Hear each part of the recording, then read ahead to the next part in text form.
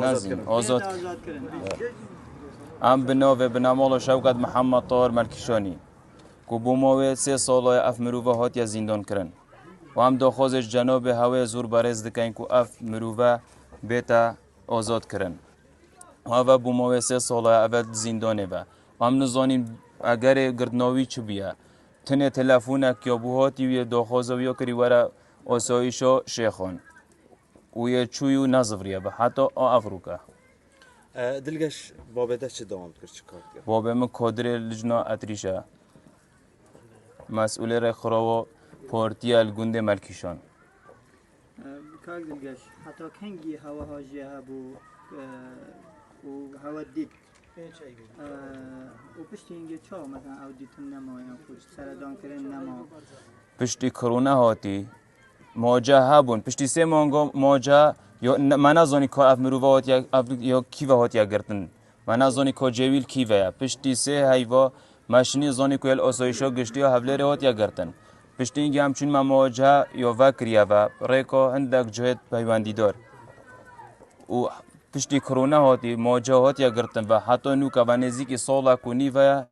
من نەدیتیە این نزانی سەدەم چ بوو کە هاتیە گرتن سبب گردناوی مروی ام جی نزانین که چیه بس ام داخوازش هوت کن که هنگوی مروی بو ما بردن باشه کاک دلگەش وقتی هین چون هدف سجنه و هوا پسیاجی نکرد بود چی هاتیە گرتن چه اساس یعنی گوتی از تنوی تومته هاتی ما گردن که از چوی ما سلیمانیه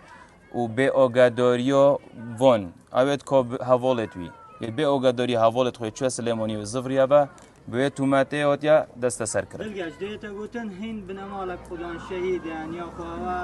شەهیدیان ئەمە هەتا چەند ڕاستە و